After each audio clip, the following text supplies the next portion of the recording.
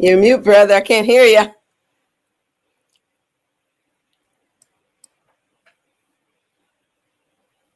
Thank you, Dr. B. You're welcome. I'm Al McFarlane. Welcome to Conversations with Al McFarlane. It's Friday, and Friday with my co-host and colleague, Dr. Bravada Garrett-Akansanya, we present this program, The Healing Circle.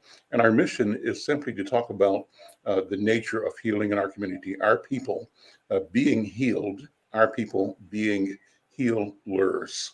How do we engage the gifts we have, the gift of life, the gift of love, the gift of knowledge, and the gift of power on our own behalf, supporting our right to freedom, our right to love, our right to health and well-being, to joy in life. How do we do that? And what are the barriers? This is a wonderful program because we talk about mental health, mental wellness, and we talk about that in the context of the complete health and well-being of our people. So I'm pleased to have this conversation with Dr. Bravada Garrett-Akansanya and the team at the African American Child Wellness Institute. Joining us here is my colleague and writer for Inside News, Brenda Lau Gray. Good to see you again. Welcome as always. Dr. B. Hello. Dr. B, how are you? I'm going to pass the talking stick to you. Explain the talking stick again. It's always good to remind people of protocols and what we are establishing in our relationships. Yeah, thank you so much. The talking stick is a symbolic representation that everyone's voice matters. It occurs within the context of an African healing circle. And that healing circle is sacred to us because a circle has no beginning, no end. And everyone in the circle has an access to the space of power, the center. So in the circle, age is respected. We respect our elders because they're closer to our ancestors. We honor our ancestors because they're closer to God, the Creator. So the symbolic use that we have of the talking stick in this age of COVID means that we are passing that power of voice to one another in the circle. And the power of voice is the space that wisdom resides. And so it resides in our articulation of our right to be well, our articulation of our value to the Creator and to the world and the earth, and our connection to everyone. So I love that we have our own little way of having a virtual talking stick. And we honor that process in this space. We honor the space knowing that this whole place that we're living in was nurtured and cared for by the Lakota Indian. And our indigenous brothers and sisters taught us to recognize the concept that Black psychologists refer to as consubstantiation. And consubstantiation means that all living things are connected. And we're connected to each other, we're connected to the earth, and we're connected to our Creator. So I thank you for passing this talking stick to me. I'm gladly here, ready to talk today. Our topic, as you know, the topic is called Double Talk, addressing breakthrough cases of COVID and the pandemic of the unvaccinated. So the double talk is going to be a deep conversation. And with that, may I please pass this talking stick to my sister, Brenda Lau Gray. Here's the stick, sister. How are you, Dr. B? Powerful as ever with an introduction. I just sent my boss a note. 4,200 airline pilots are not vaccinated. What? Yep, just saw it on the news. And I said, I couldn't believe that. Dr. B, I'm just having a real rough time with this. You know, frontline workers who are holding people's hands, taking their last breath. And they said, I need to protect my family. I don't get it. I don't get it. But that powerful opening just gives me, more ammunition to put those words into place, because we're going to do this. Yes, we are. We're going to save our children. We're going to save our families. And both of my daughters are now vaccinated, so I'm doing a jig. It took a while. But anyway, I'm going to pass it to my boss, and we're going to take it from there. All right. It's so good seeing you. You too. Brenda, thank you. And before we go into the topic, Dr. B, I thought it would also be wonderful to talk about how you've incorporated sort of an African way of knowing into addressing and teaching and sharing the notion, the concept of mental health. And you refer to and build out from the Nguzo Saba. And again, I know we've done this before, but it's always good to do it. Certain things are worth repeating again and again and again because we're building a practice, right? Yeah. And the practice has to be centered in a framework, a construct, right? That gives animus to our intent. And so would you go back into that and then bring that in, because that actually addresses the question of double talk, because it addresses the ability to be single-minded and focused on the truth. Mm. Oh, wow. Oh, I'm telling something. Wow. Wow. McFarlane. I'm telling you. Oh, thank you for that lovely question. That is, man, if I can figure that one out, I may end up getting a Nobel Prize. But He's deep. But what I'd like to say about that is that the African way of knowing is first based on our spirit. Our spirit knows the truth when we see it. If we just listen to our spirits, if we give ourselves time to hear our spirits, then spirit will educate, elevate, elucidate all things to us. Because our bodies, as we know, are containers for our spirit. And the African way of knowing is based on honoring that container, honoring Mother Earth, another container, honoring the world around us, the people in our lives, from the dirt to the trees to the metal, all the things that man has developed come from Creator. So when we think about our wellness and the informed nature that it is, we know deep inside the truth. The problem is we're in a society that muffles us, that blinds us, that keeps its foot on our neck. And because we can't breathe, we're often in a state of fear, recovery, survival, instead of that growth-oriented peace that comes out of trauma. The growth-oriented peace of healing is when we recognize that we value, as you said earlier, the Nguzo Saba, the 7 principles. And then we added one in our model of wellness. And the hub of the model of wellness that we use is called Murua. And Murua means respect. It's Swahili for respect, and the Swahili language has 26 words for respect. Some of them are fear, some of them are esteem, but Murua encompasses all forms of respect, and it respects the fact that we are different but similar, that we're connected to everything in all life areas, and it connects us to our Creator and our right by birth of having an abundant life, because that was our predestined gift from our Creator. So as I talk about this process today of double talk and COVID, you know, many of us have lost our survival skills. We've gone numb to that inner voice. That inner voice tells us that we're valuable, but the outer society tells us that we're not.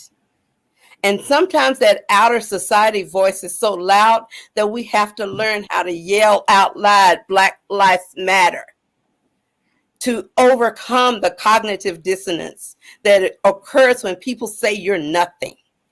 People say you don't belong. People say you don't have a right to be well, that you don't have a right to fight for your life for those of your children. So when we think about that and we think about COVID, there's an inner voice in us that says, survive, take that shot.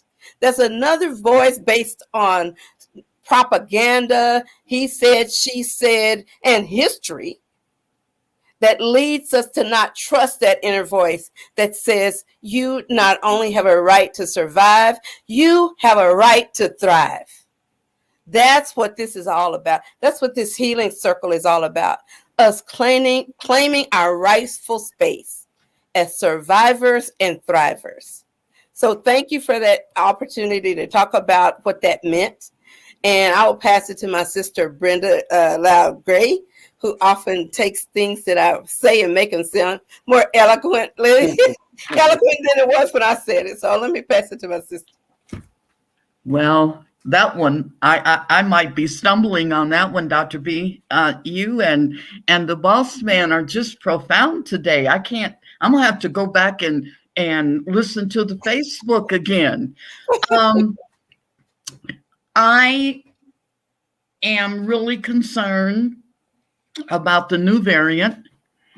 I've been reading a lot about it, the R1. And I told Al, Dr. B, that when we had one of our classmates on who's on the legal Thursday, Kamal King, and he mentioned that he and his family had gone to Washington, D.C. to the Smithsonian. And he said everybody in D.C. were masked. Everywhere you went, in every public venue, there were masks. And so Al asked, well, what about the statistics? Because in the last article I did for the Healing Circle, I listed the statistics as of September 27th. And he said 0 deaths in Washington, D.C. at the time that they were there. And that's because they were following protocols. And I'm having a real tough time understanding what it is that people don't get when they see 700,846 people who have died. We have to wear masks. We have to stand 6 feet, 10 feet apart. And like Dr. Thompson said last week, we can't go in crowds. I'd love to walk downtown. I told Al, I'm back in isolation again because we just don't know where it's going to come from. So does it suck? Excuse my expression. It does. But we can do this. Like you have said over and over, our ancestors went through far more. And even though they might not have lived to be chocolate baby boomers, they still left us a great deal. And I know from what I have been through with my children as a single mother, if I didn't have that resilience from my ancestors, I would not be here speaking to you today. And the faith of our fathers and our Father. So we've got to do this. We've got to figure out a way to save our babies. And we've got to figure out how to educate them. And we have to figure out how to keep our families safe. So back to the boss man. Thank you. Thank you. Well said, Brenda. Dr. B, my challenge to myself is to dream about the kind of place that I believe we have the ability to create, to dream about the relationships that will be genuine, authentic, healing, nurturing, and provide sustainability in the best sense of it. Relationships that are lined by a a sense of history of both antiquity and an aspiration for the outcome of the dream. The outcome of the dream is a beautiful place in which each and every human being can flourish, and our people central among them, our families, ourselves. And so, what can we do, and how do we move from this being articulated by a single guy in Alan McFarlane? And I know that I can't be the only one dreaming like this. How do we connect this into what I call a public mind, a public intent, so that all of us are comfortable with the process, the practice of dreaming futures in which we win, where we move from the sense of doubt and reflecting a sense that our failure, our persecution, our being blocked are both inevitable and permanent, right? And that therefore we throw up our hands, and say, make me want to holler, throw up both my hands, right? How do we get out of that condition and individually, because it takes individuals, but collectively is what makes the individual. How do we move as a people towards a different and also a public understanding? So what do I mean? I envision, Dr. B, I would love to see and be in a place where if an African man or woman was walking down the street and the person who wasn't an African, who didn't know them, saw them, the person who didn't know them, that party would say one to another, oh, that's an African. They are entrepreneurs. The definition of our story, what would go before us, would be reflected what we are and do and are known by, right? And we're known by entrepreneurship. How do we create this will, this intent to project a pathway that really is the fulfillment of our true identity, that allows us to walk in it, stand in it, grow in it, and share with humanity through it? I'm a dreamer. Dr. B, what do you think? I'm passing the stick to you. I'm a dreamer too. And I hear what you're saying. And I think one of the first things we have to do is give ourselves permission to dare to dream. We have to just dare to dream. What is it that I could do? What is it that I would like to do? And when we're little, I remember being little and people asking me, what did I want to do when I grew up? What did I want to be when I grew up? And because people asked me that, by the time I was 9 years old in the 4th grade, I knew I wanted to be a psychologist. I didn't really know what one was, but I saw one on TV and I wanted to do that. I wanted to help kids. And I was a kid myself. So all my life, the value of that dream was reinforced in multiple places by multiple people. So that's the first thing I think, is that when children dream, we should make it a possibility for them, and not to say, "Nah, you don't want to do that," and "Nah, you won't ever go to college," or whatever it is that they dream, just to enable them to believe that's possible. Another thing I think that way we can change it is to be the change we want to see. And Gandhi used to say that, be the change you want to see in the world. And it's easier to complain and criticize than to turn around and do it for yourself.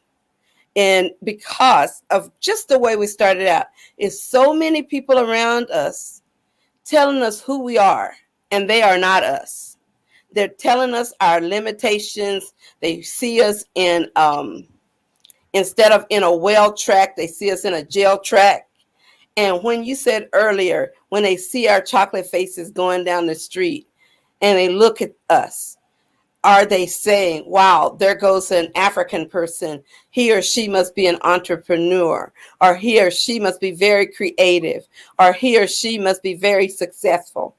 And to have that paired association changed when we see ourselves and look in the mirror, when people see us, when we can decouple that negative at negative identity that many of us hold on to, if we can decouple that and really see who God made us to be, then we will be able to be free. We will be able to walk down the street, and whether you acknowledge my brilliance, my genius, my beauty or not, I know who I am. I know where I came from. I know where I'm going.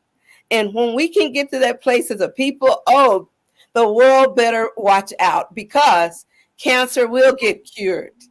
AIDS will be cured. Children will have food in their bellies across the world. When we get to that place as a people, we don't leave people behind. That's the thing about Black folks. We think about other folks, Black folks and others.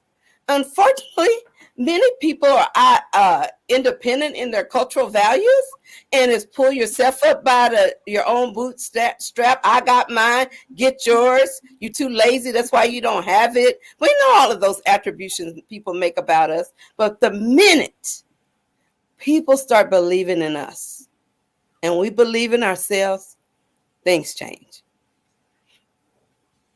I'm going to pass it to my sister, Brenda Loud Gray. I was thinking about this article that I'm finishing up on Amanda Gorman. And one of the things, this young lady, this 23-year-old Harvard grad, has totally inspired me. And one of the things that the photographer who took the picture, the portrait of her in Time magazine, and he said, I had to give her a picture, a photo that would depict the space that she's in, and I want her to own it. And as a former educator, as a single mother who went through hell and back, raising those two girls with 2 degrees each, and bartending and teaching school, and you whatever you could imagine, I had to own my space. I had to own my responsibility, and I had to teach them to own their space, because they were in white environments and they were in white schools, and there was the Klan, the skinheads, you name it.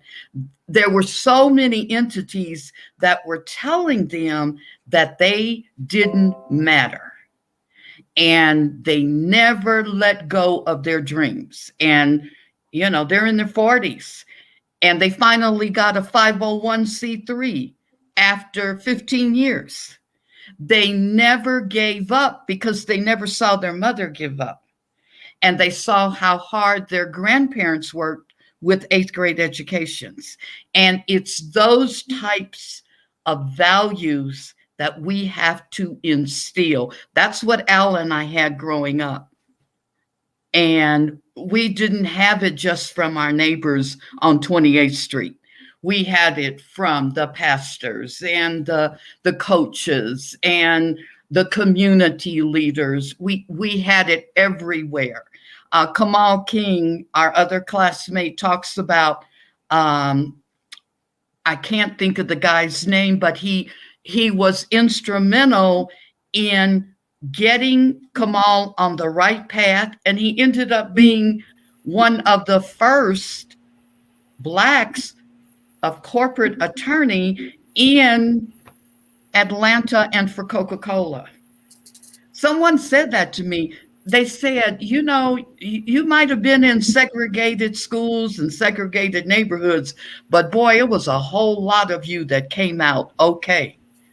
And I see another sister down there who came out of the Chicago neighborhoods, and she's excelling and thriving and still holding on to what we're holding on to. Yes. And that's that ancestry that taught us that we were pretty tough. So anyway, hello, my friend. Hello, Brenda. And hello, Dr. Williams. I'm enjoying writing about you. You are a heavy brother. And I have to pull out all of your quotes. You're there. I love it. I'm going to pass it back to Dr. B and see how you want to integrate our guests. Good seeing both of you. You too. It is good seeing both of you, and I really am honored to see on the stage again, brother Dr. Oliver Williams, who had created the vision of having an institute for African Americans that looked at and figured out how we can change and address domestic violence. And he has that beautiful program going on. He's got programs that help folks who recently incarcerated to get back into the society. And that's Brother Oliver. And I'll let him say a little bit about himself in a moment. Same thing with Sister Shirlene LaChapelle. I thought she was cloned because everywhere I went, there she was on different committees in the community, just shaking things up. And she is definitely a nurse.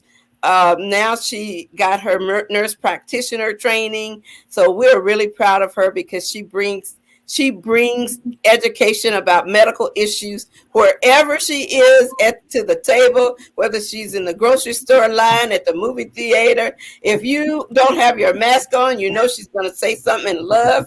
So these two empowered individuals really epitomize exactly what we're talking about, bringing it to the community, bringing it to life, and being the change that we need. So I will pass it to Brother William, Oliver Williams, to go next as he popped on first. There you go, brother. Okay.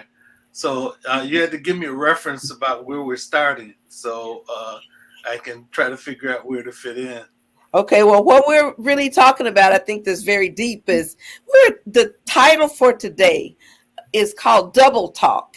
Yeah. And we're talking about double talk and what that means for people who have gotten COVID again, or people who have witnessed other people getting COVID. And then the other part of it is the pandemic of the unvaccinated. Now, we're looking at what is it going to take us to save our lives? Right. Yeah, I had a conversation with a couple of people who hadn't been vaccinated. And so I had a conversation with Sonia. I said, when I was growing up, I have an aunt that got polio. Oh, yeah. And so she had the brace on her leg, and she was, walking around, with that. And then, certainly we got the shots when we were little ones, for the measles, the mumps, etc. And what's interesting to me is seeing people that are questioning some of that stuff without recognizing the devastation of what it meant if you didn't get vaccinated. So, now I understand the Tuskegee experiment and how, we've been in Puerto Rico, they tested out the birth control pill, in Puerto Rico. So we recognize some of that. But that's not now. Right. And what we need to do to save our lives is to get vaccinated. So, and the science is different.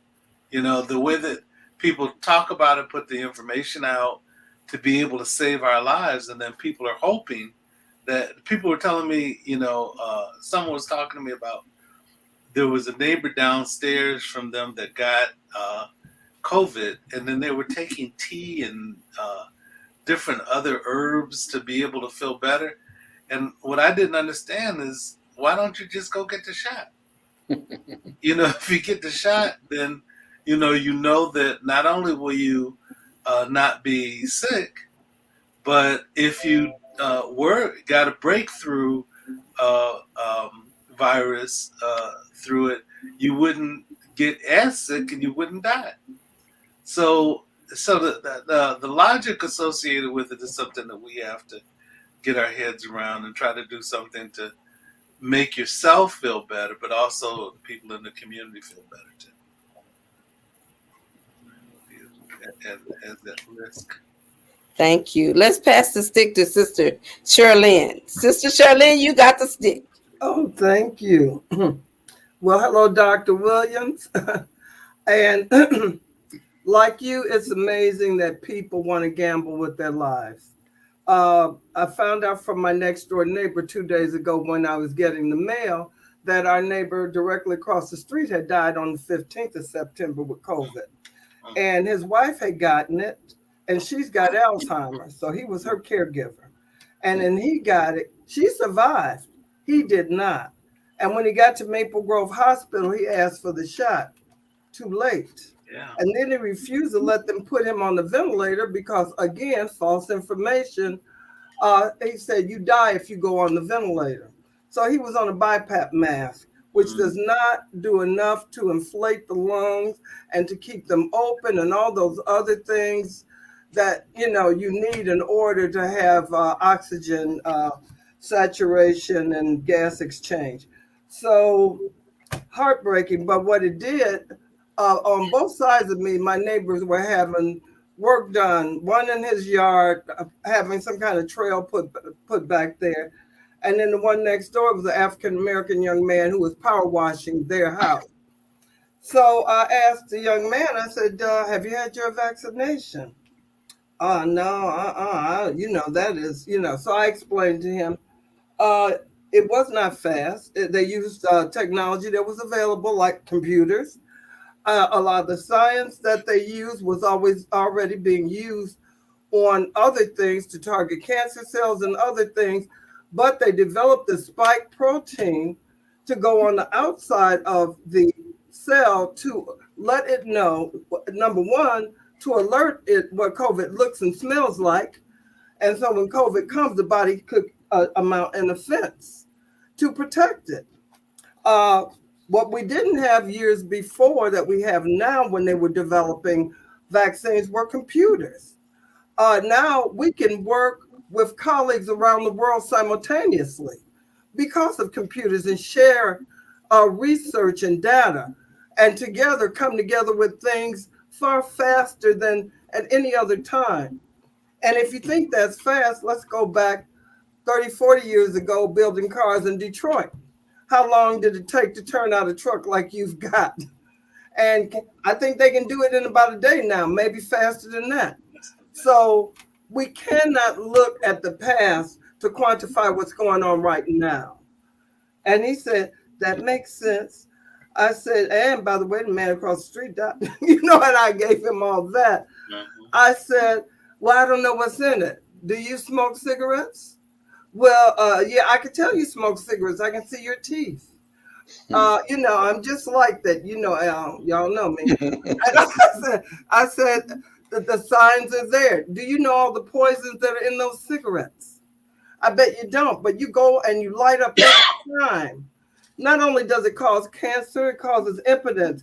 It causes things going on with your brain, all kinds of stuff.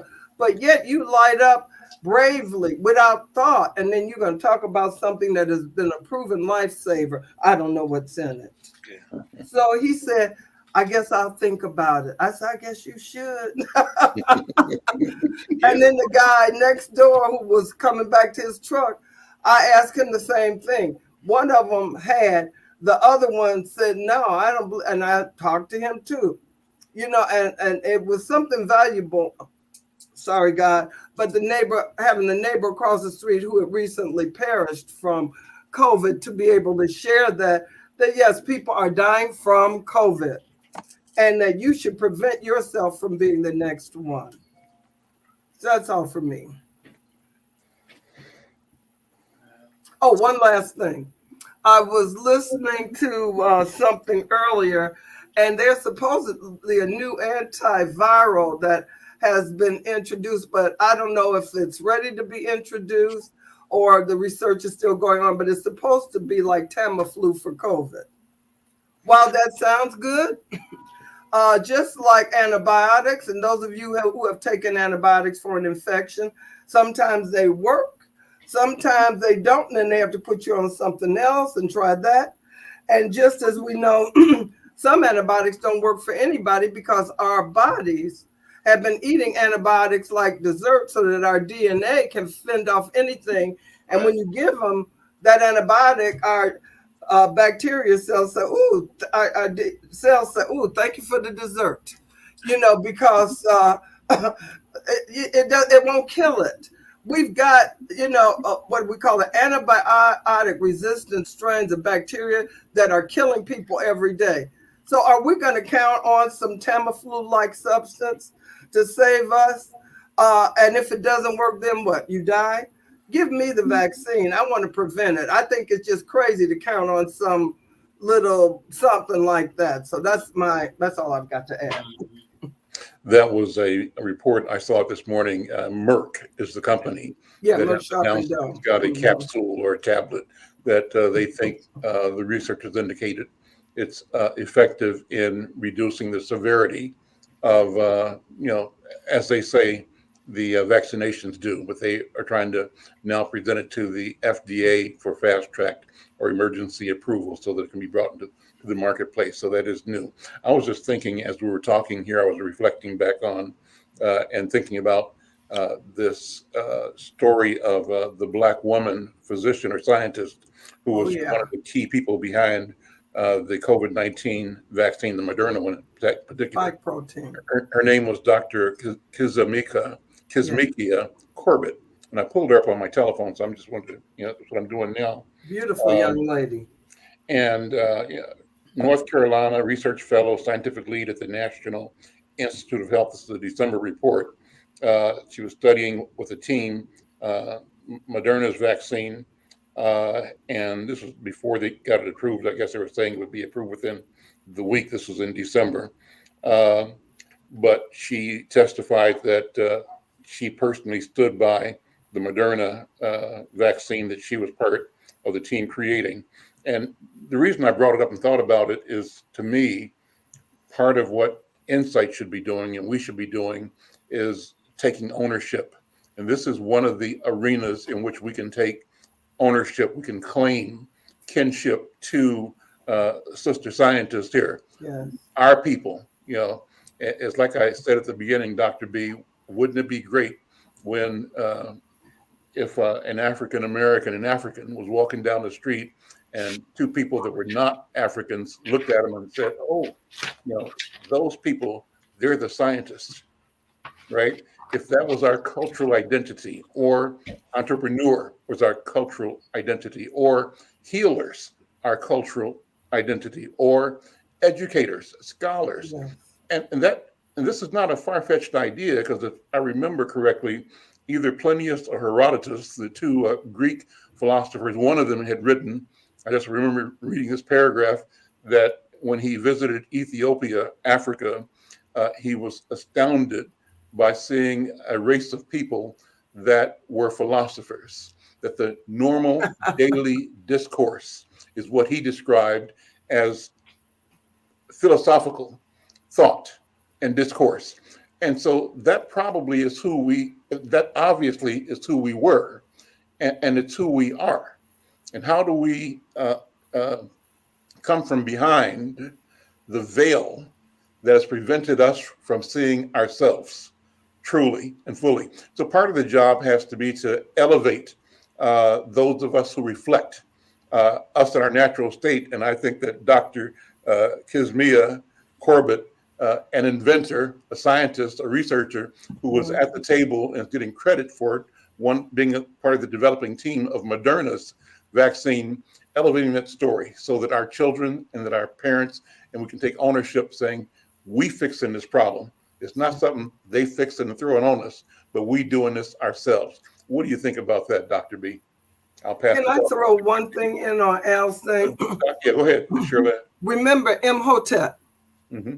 Absolutely. Father of medicine before the Greeks and the rest of the gang. Yep. Remember all the libraries that were pillaged in Africa, in Memphis and Alexandria. That was the new name after they were conquered. So how did philosophy suddenly die after all those so-called philosophers died? How could they have written those hundreds of books? Ain't no way, okay? It took a scribe forever to write one book. Yet they took ownership of creative writings and a philosophy developed by peoples of African descent. So you said unleash the veil. Let's let the truth out. Oh yeah, last thing. And what's her name? The white teacher who Joan, whatever her name is, who said 5,000 years ago in Africa, Africans were doing cataract surgery with metal instruments. That's before Western medicine. Mhm. So enough from me. You I'm too dropping, proud. you Let's dropping pass the it to mic, Sister Shirley, Brenda. and that's great. Sister Brenda, you I like just wanted to say, I've been writing for Al for over a year now, and one of my first articles was on Timbuktu. Yes. And I hadn't done as much research on it as I should have, knowing history and that thing. But I was always curious why the Taliban wanted to burn the records that these scholars had put in calligraphy and language that no one could understand but them. And they spent their days just working their brains. And I just, our kids have to know this. They have to know that that DNA is running through our blood. And those brothers were tough. I don't think anyone has emulated the type of philosophy and history and that these men wrote about. They were just phenomenal. And that's the reason why you saw the Mitch McConnell holding up that banner that said guilt, because they don't want anyone else to know how tough our beginnings were. And if everyone knew it, it reminds me of the kids who turned their parents in on January 6th. And they said, whoa, we didn't know that you felt this way. We don't feel this way. And so it's kind of interesting that kids are asking, well, why is it that I can't learn about the history? I'm still reading Anne Frank and I'm learning about the Holocaust. Why can't I learn about these brothers in Timbuktu? And that's what we've got to do. We've got to build up their confidence, and they've got to know just how important they are. And they don't want to die. But if we don't get these 70 million people vaccinated, there's going to be more that are going to go. And it just doesn't make sense to me. So anyway, I'm going to pass it to Dr. Williams. Unmute, Dr. Williams. Yeah, I was thinking about your comment associated with understanding how Anne Frank met her fate, and we're still reviewing that, but we don't know much about the Black Holocaust. No. And so there is something about educating the community about those things and making it available to young people, so they not only become aware of who they are, presently, but who they've been in the past. And I was working with some young men, and the thing that was interesting to me is I heard the young man make the comment. He said, we really must have done something pretty horrible in the past in order for us to be able to experience the problems that we experience now. And I trying to have this conversation with this young man, because he didn't know much about the present and the things that we did and the heroes and sheroes that we could point to. And the fact that we can't be, it's like blaming the victim, trying to get people to take responsibility for something that was visited on them, rather than, trying to confront the situations and know the truth about what happened to us. So there's something that we got to do to be able to present that to young people, and then, but also let them know the glories that we've experienced as well. I had a teacher when I was in grade school who kept telling us that we were descendants of kings and queens. And that did a lot for us, in terms of our images of ourselves and our past, but our present and our future. And a lot of people did pretty well as a consequence of that, having that philosophy and having people that what I think that what my mother did was my mother believed in me until I was ready to believe in myself. There you go. Oh, how powerful. So, There you go. That's really powerful. You know, Dr. Williams, that goes back to that mantra of Black Lives Matter. You thought you had buried us, but you forgot we were seeds. yeah.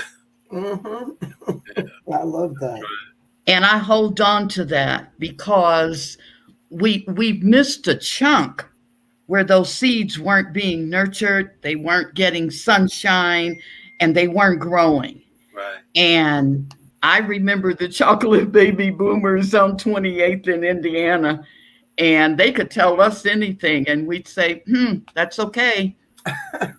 But, we're pretty doggone tough. We're wearing our dashikis and That's our right. head wraps and power to the people. But power to the people went into the projects on 12th Street and had tennis shoes for kids going to school. Sure And thing. we tutored after we got off work. And, we were all about, the next generation, those seeds. And we've got to grow, we've got to take those guns out of those kids' hands and put a book and talk about the scholars of Timbuktu. That's all I have to say. I'm about to have church over here because I love what you said. Take those guns out of their hand and replace it with some books. Because that is who they are and who they're meant to be. And in my counseling center, I work with young kids from real little ones on up to geriatrics. And what I found is that if you truly, what Brother Oliver said, if you truly believe in them, or even if they think you believe in them, even if you have doubts and you don't express it, and you hold them as if you believe, they'll believe in themselves.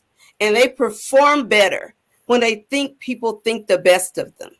It's just an automatic thing. And part of the psychology of blaming the victim is about having a sense of personal control. Yeah. So if you did that and something bad happened to you, then I won't do that because, nothing bad will happen to me. But that in itself is a myth, because by walking down the streets being who we are, we can be targeted. But whatever they say outside of you, that doesn't mean you have to accept it as your truth inside of you. And that goes all the way from self-esteem to COVID. In your inner heart, what would it cost you if you don't get that shot? Are you willing to risk it? Or are you going to take an educated, loaded dice bet that you'll probably end up better getting a shot than not? That's the work we've got to do. Just using that plain old Busara common sense. So with that, I'm passing to my brother Al, because I see we're about to run out of time, so he can take it on home. You're muted. Thank you. What a wonderful conversation, and thank all of you for being here and for the conversation.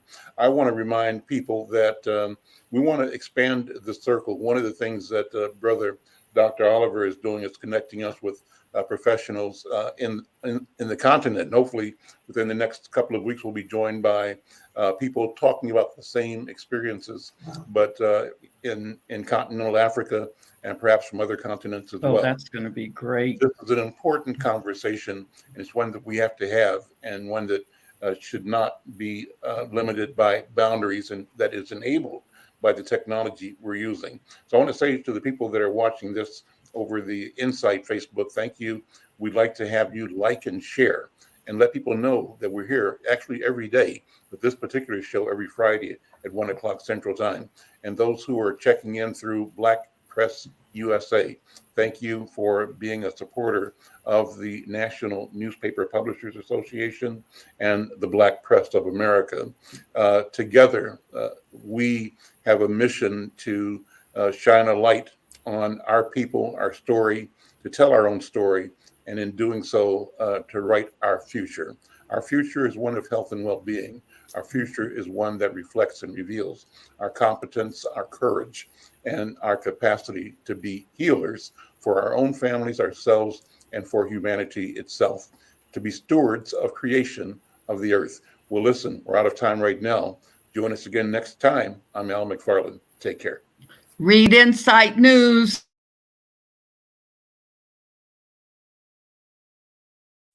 Oh, Queen Justice, where are you? Did they beat you up or no? Lock you on the ground, take the crown away from you? Oh, Lady Liberty, red, white, and blue. Did they take your dignity with their bigotry? Teach you that you're born to lose. Free or guilty, it's gonna get filthy. Better believe, roll up your sleeves. It's gonna get rough, it's gonna be tough. We all agree, we've had enough. We've had enough Of all the rules you break, We've had enough of all the money you make, We've had enough no more life gets taken. We've had enough. This is a proclamation. It's been 400 years and we're 400 late. Together we stand from state to state. Going back in time won't make America great. We need justice now, people won't wait. Action, no more distraction. Every step we take, we gain traction. If it can happen to one, it can happen to all. United we stand, divided we fall. Free or guilty, it's gonna get filthy. Better believe, roll up your sleeves. It's gonna get rough, it's gonna be tough. We all agree, we've had enough.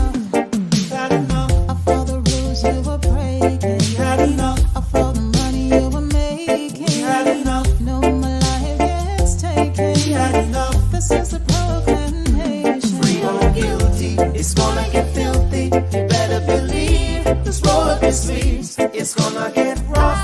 It's gonna be tough. We all agree. We've had enough. We've had enough Of all the rules you're breaking. We've had enough All the money you're making. We've had enough No more life gets taken. We've had enough This is the proclamation. We've had enough Trayvon Martin and Tommy Rice. We've had enough Michael Brown and Eric gonna pay the price. We've had enough Philando, Breonna, George Floyd. What? We've had enough So many gone